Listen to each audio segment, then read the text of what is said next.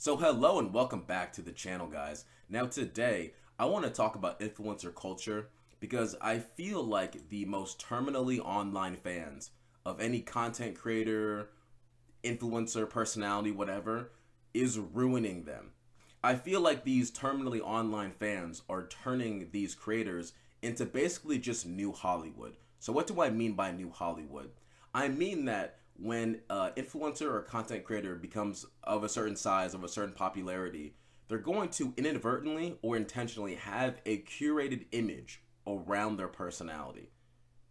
Their audience is going to see them one way, and if they act and behave in a way that sort of betrays or contrasts the image that they've cultivated, it lands them in hot water. It lands them in controversy. Nothing serious, nothing career ending, no like Diddy, Dr. Disrespect, Cody Co, like levels of controversy, but those kind of things will be talked about. Now, this is not me saying like, oh, cancel culture, this is ruining everything. The woke mob is coming after everyone, yada yada. Like, that's not what I'm talking about. This is more so me being upset that when I look on some exposed drama kind of video on YouTube, when I'm like cooking or whatever, and it's some dumb controversy that no one should give a fuck about. And I already started cooking. My hands are already dirty. I'm not gonna change the video right now, so I'm stuck watching it. That's what I'm upset about. All right. I know it's very like first world problems. What was me? All right, but it's my truth, and I'm gonna speak my truth. So I'm gonna get into it. And I'm gonna talk about a few controversies, really non-controversies, that some influencers that are popular have gotten themselves into. So if you have not heard of any of these controversies, or if you've not heard of any of these people, congratulations, you have a fucking life. Without further ado, Brittany Broski. I think Brittany Broski has the most terminally online fans because every time she pops up in the headlines and people, talk about her, have her name in their mouth, it's always over some bullshit. It's always over nothing, and it's always over a take or something she said in context that makes perfect sense. That makes perfect sense for a human to think and feel these things. So the most recent one was her responding to the Cody Co allegations. So all people were mad about was literally this one fucking word. I could literally cover it up and it's like nothing even happened. Because she used the word if about allegations that were not proven, there was no charges pressed, no one really knows a whole lot. It's very he said, she said, my word against, not Cody's words because he didn't say anything. But she said if. Right? If implies that you don't want something to be true, that you do not know if it's true. Being, the kind of language she's using in the rest of this implies she does not want this to be true. And she said if, and people got mad about that. That is fucking maniacal work. Like, what is wrong with your fans? Like, that's crazy. This is how you whatever. Basically, this shit was entirely overblown, and I'm surprised that the controversy and the talk reached as far as it did. So the other controversy that landed Britney in some hot water was also over Instagram, a private Instagram story, and it was related to the Israel-Palestine conflict. Now, with that being said, I think that conflict, quote unquote, that genocide, is worth withdrawing your support from someone over it. There's definitely people I know in real life that I don't fuck with anymore because of what they've expressed about that conflict. But I think what she said was incredibly reasonable, and it was unreasonable for her fans to have that much backlash and resentment towards her for what she said. Basically, she said that she felt super unqualified to talk about it. And she was like, why am I the one that needs to talk about this? Like, I don't know shit. I don't know anything about this conflict. I don't know anything about world history or geopolitics or anything like that. Totally base take, in my opinion. So that's enough about Brittany Broski. But the Israel and Palestine conflict is going to be a recurring theme in this video, but it's also going to be a recurring theme that people are getting mad at the wrong people for the wrong reasons. So just keep that in mind. So next up is going to be Danny Gonzalez getting backlash over a coffee cup. So this was when people were boycotting Starbucks because they were sending money to Israel. They were supporting Israel in this conflict, quote unquote. And people got upset about him. Now, this is very bougie, very LA, but not something I would think is out of character for a influencer, YouTuber, TikToker, former Viner star, whatever you want to call it. Like, that's kind of what I would expect.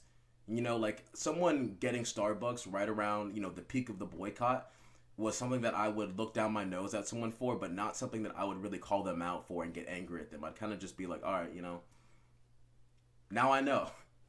Now I know now I know how you really feel. Like now I know that your convenience is like not even convenience. A tiny part, 5 minutes of your day is not a habit that you can change to potentially benefit other people. But really it doesn't really mean anything. It really doesn't mean anything at the end of the day, but whatever. Not worth I think canceling someone or giving backlash to someone for. Kind of a D-bag move, not evil. But this is what I'm talking about when a very small gesture, something very minute, clashes with the image he's curated as an influencer, as a content creator. So when his audience feels like that betrays who he is, quote unquote, they get upset over it. All right, let's continue. There's going to be more examples. So next up is going to be the Penguin Zero and Sneeko debate. So I don't even feel like summing up what truly went down, but basically in the same conversation they were talking about. He was talking about marrying underage people, which is very Sneeko of him, and somehow he was talking about transitioning, and specifically transitioning under the age of 18. Really fucked conversation, and if I heard anyone talking about this in real life, I'd be like, both you guys shut the fuck up or I'm kicking both of you out. What the fuck are you talking about? But basically, Penguin Zero said that he believes that someone should be able to, with parents' a guardian's permission, transition under the age of 18, and his fans got upset about that. Now, Moist Critical's statement does not really betray what he's curated as his image, but he expressed an opinion. And because he's a guy that is so middle of the road, so inoffensive, so unassuming, it was bound to upset someone somewhere. It was bound to alienate some of his fan base. But what got me about this whole debate, this whole debacle, this whole controversy, was who gives a fuck? Seriously, who gives a fuck? Can anyone say that they've landed on their side of the political spectrum, or they've had their politics and their opinions influenced by either Sneeko or Penguin Zero Moist Critical? Who? If you seriously have had your political beliefs informed by either Penguin Zero or Sneeko, you are either 15 years or younger, or you are a fucking moron. Like, who gives a fuck what either of them think politically? Like, why would you give a fuck? This is unbelievable. Like, just other worldly levels. Anyway, this was not a debate that anyone should have tuned into or taken seriously. Like, this is a fucking Twitch stream. Like, get the fuck over it. The dumbest fucking thing I've ever heard of in my life. So next up, we're going to be talking about Machino Dorito, or Connor, aka Connor. Now, this dude is really popular on TikTok, and he's curated his image as the kind of leftist who's super informed about politics, and reads feminist literature on his off time, and all that good stuff. Turns out, he's a New York socialite who's kind of a douchebag, and has really bad takes on things. Surprising, I know, for no one. In other news, the sky is blue, the sun is fucking hot, water is wet. Like, this does not surprise me at all. So as funny as it is how poor of a take he had, and how far he went in trying to justify this take, like, it really got memed, he really got fucking humiliated on TikTok. But I think this is a great study of how the image he curated heavily contrasted his actual character. And once his actual character was exposed, for lack of a better word, it blew up in his fucking face. And it was bound to happen. Because he curated an image, probably some intentionally, maybe some unintentionally, as a very informed, politically engaged comedian, content influencer person. But turns out, he's just like any other influencer, and is kind of a D-bag. Great. So my main point with this video, my main thesis with this video, is that it does take a very special kind of person to want to put a camera in front of their face, hit record, and share that with the rest of the world forever, for eternity. Like, that is a very ego-driven pursuit. Now, I know that is super ironic coming from me because I'm doing that right now, kind of, in one way or another. But to do that constantly, all the time, every single day, like, just no shade, but could not be me doing TikTok dances and lip syncing on TikTok. Like, fuck ass, no, could not be me.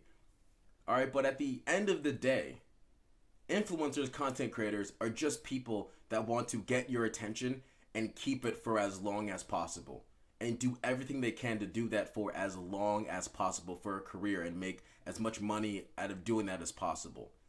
Now, I'm not saying that is a nefarious will. I'm not saying that is a nefarious ambition, but someone who wants to do that all the time and is good at it is not always going to be the best person. And I think as an audience member, as a consumer, having fewer expectations for what their true character is, the better off you're going to be unanimously. Now, to be fair, I think the Israel-Palestine conflict situation, that sounds so fucking fake and YouTubery. What the fuck?